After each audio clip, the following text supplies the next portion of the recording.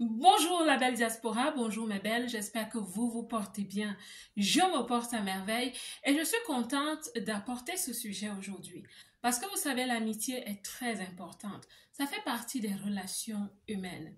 Et l'amitié au travail, c'est aussi très important. Qu'à cela ne tienne, il est important de comprendre que au niveau du travail, nous avons peut-être des restrictions à avoir par rapport aux personnes que nous allons appeler amis. Ce que j'ai remarqué dans la vie en général, c'est que toute relation basée sur un contrat apporte souvent une certaine méfiance par rapport à la qualité de relation qu'on va avoir avec les gens. Dans le cadre du mariage, vous verrez toujours des gens se dire, est-ce que c'est une bonne chose que d'avoir comme amis les beaux-frères, les belles-sœurs et même les beaux-parents? Dans le cadre des contrats d'affaires, c'est la même chose. On se demande toujours quelle est la limite d'information qu'on peut partager avec les fournisseurs, avec les collaborateurs, avec les associés. Quel est le niveau de relation qu'on peut avoir avec eux? Est-ce qu'on peut les amener dans nos vies privées? Pourquoi? Parce que c'est basé sur un contrat et il y a parfois des conflits d'intérêts. C'est exactement la même chose au travail. Mais aujourd'hui, nous allons parler de 3 catégories de personnes que moi, je vous conseille de ne jamais avoir comme amis au travail parce que oui, parce que cela ne vous aidera pas à être ces personnes excellentes, performantes, qui sont appelées à ajouter de la valeur et à se développer professionnellement. La première catégorie que je vous déconseille formellement d'avoir comme ami en entreprise, ce sont ces personnes que vous rencontrez dans cette équipe de travail où vous êtes peut-être.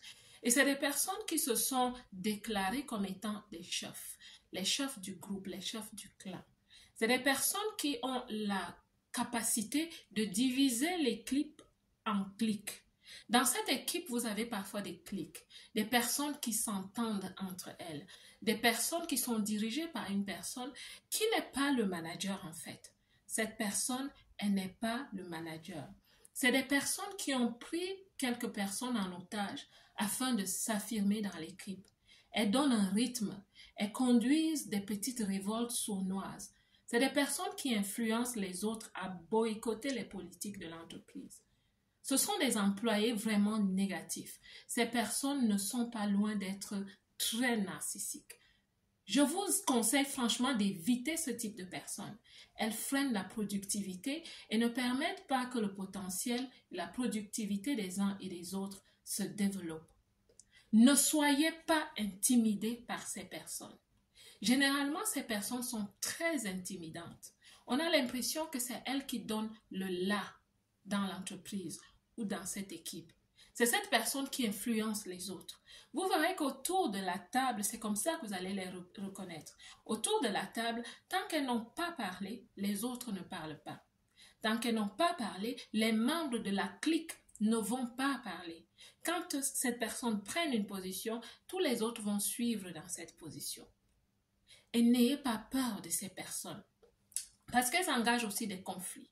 Des conflits, comme on dit chez moi, qui cognent les têtes des gens. Ces personnes ne vont pas vous aider à avancer. Si vous êtes ami avec ces personnes, vous devez accepter leurs principes et leur dynamique. Vous devez entrer sous leur fief afin de devenir l'un de ces larbins qui fait parfois des petites tâches pour elles. Ces personnes sont vraiment nocives. Mais ce que je te conseille de faire, c'est d'être une personne indépendante. Parce que la psychologie des groupes dit que dans les équipes, dans les groupes en général, il y a toujours ces personnes. Elles sont faibles. Elles ont besoin de s'accrocher, la codépendance. Donc, elles ont besoin de quelqu'un qui va les conduire, qui va les leader, même si ce n'est pas le manager de l'équipe. Donc, soyez cette personne indépendante. Et dans la dynamique des groupes, il y a toujours des personnes qui sont aussi neutres, c'est-à-dire qui ne participent pas à ces petits jeux, ces petites politiques d'entreprise. Mais vous avez aussi surtout des personnes indépendantes. Généralement, dans des équipes, vous avez 1 ou 2 personnes qui sont vraiment indépendantes. Approchez-vous de ces personnes. Devenez peut-être amis ou des acquaintances, de bonnes acquaintances avec ces personnes, parce que c'est des personnes qui réfléchissent de façon stratégique. C'est des personnes qui savent pourquoi elles sont là. Et vous allez remarquer que ces personnes excellent aussi. Elles sont disposées à recevoir des promotions, parce qu'elles savent qu'elles sont là pour l'excellence, pour travailler. Vous voyez? Donc, ne devenez jamais amis, n'ayez jamais peur de ces personnes qui sont comme des chefs de troupe dans des équipes parce qu'elles risquent de vous détruire. La deuxième catégorie de personnes que je vous conseille de ne jamais avoir comme amis, ce sont ces personnes justement qui ne savent pas pourquoi elles sont là. C'est des personnes qui ont une vie de métro, boulot, dodo. Elles n'ont pas une vision professionnelle. Elles n'ont pas un plan de carrière. Ces personnes sont donc celles qui deviennent facilement des sous-fifres à ces chefs de groupe. C'est des personnes qui n'ont pas de saveur professionnelle. Elles n'ont aucun conseil à vous apporter. Mais de temps en temps, elles vont vous dire, tu sais, c'est bien d'aller avec le flow, comme disent les Anglais. Go with the flow, c'est-à-dire fais comme tout le monde. Parce que si tu ne fais pas comme tout le monde, tu vois, tu te sentiras exclu. Donc tu dois faire comme tout le monde. Ces personnes ne savent pas pourquoi elles sont là. Elles ne savent pas qu'elles sont là pour leur croissance, leur développement personnel et professionnel. Et comment les reconnaître? Autour de la table d'une conversation, d'un meeting en entreprise, elles ne vont parler que quand le chef a parlé. Et si le chef a dit quelque chose, ce n'est que ce qu'elles vont répéter parce qu'elles ont peur des représailles du chef. Et au niveau personnel, ces personnes, quand vous leur demandez « Qu'est-ce que tu vas faire pendant tes grandes vacances ?» Elles ne savent jamais parce qu'elles n'ont pas une vision de vie.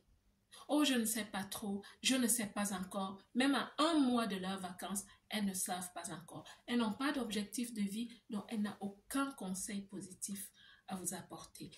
Évitez ce genre de personnes en entreprise. La troisième catégorie de personnes que je vais sincèrement t'inviter à ne pas avoir comme amis en entreprise, c'est tes collaborateurs, les membres de ton équipe.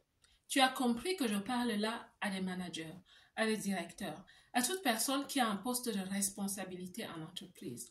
Parce que quelque part, il y a un conflit d'intérêts. Je vais t'expliquer comment. La première fois que je deviens manager en entreprise, j'ai une équipe de 2 personnes. Un monsieur et une dame. C'était ma première expérience, donc je ne savais pas. Je deviens un peu plus proche de la dame. Ça paraissait naturel. Après les week-ends, on parlait de ce qui s'est passé, de ce qu'on a fait. Parfois, on partageait des recettes de cuisine. Je viens d'Afrique, elle vient d'un autre continent. Donc, c'était fun, c'était vraiment agréable. On passait parfois la pause ensemble, la pause café ensemble et même la pause déjeuner. Je ne me rendais pas compte de l'erreur que j'étais en train de faire. Et petit à petit, elle avait commencé à me raconter des choses pas très positives par rapport à l'autre collaborateur avec qui elle était appelée à collaborer main dans la main. Elle me disait comment il était fainéant, comment il était paresseux, qu'il ne collaborait pas bien, qu'il retardait le travail, bref, des choses négatives.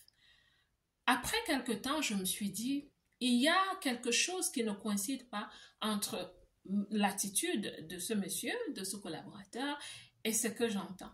Alors, je me rapproche un peu plus de son travail. Mais je découvre que oui, je confirme ce que je pensais. C'était quelqu'un de bien. Et c'était quelqu'un qui était très discipliné. Il arrivait très tôt au travail, il était organisé et il atteignait ses objectifs. C'est là où j'avais compris que j'étais en train de faire une erreur. Parce que j'étais en train de fonctionner au niveau émotionnel avec cette collaboratrice et c'est un conflit d'intérêts parce que je devais aussi l'évaluer après 6 mois, je devais l'évaluer, je devais confronter ses erreurs, ses manquements et lui parler vraiment des points de développement qu'elle avait. Et vous vous rendez compte quand vous êtes ami avec quelqu'un, c'est un peu difficile de lui partager les points de vue ou les feedbacks qui sont constructifs. Ce n'est pas facile. Mais j'ai appris ma leçon et j'ai trouvé un moyen pour établir une bonne limite émotionnelle avec elle. Et c'est ce que je vous dis aujourd'hui. Ce n'est pas évident et ce n'est pas bien en tant que responsable en entreprise d'être ami, vraiment ami avec les membres de ton équipe. J'espère que cette vidéo sera comme un pan de voile pour vous, professionnels. Vous allez vous asseoir et vous allez réfléchir. Qu'est-ce qu'elle a dit aujourd'hui, coach Marcel Ange? Est-ce que ça coïncide avec ma situation? Mais je vous assure qu'en tant que professionnel, tu as affaire à des collaborateurs, tu as affaire à des collègues. C'est bien d'avoir des relations saines, mais sache qu'il y a des personnes avec qui en entreprise, tu ne devrais pas devenir ami. J'espère que cette vidéo va vraiment t'aider. J'espère qu'elle va vraiment te booster et qu'elle va t'aider à avoir le mindset de la personne qui réussit socialement en entreprise. La belle diaspora, que Dieu vous bénisse. Je vous aime.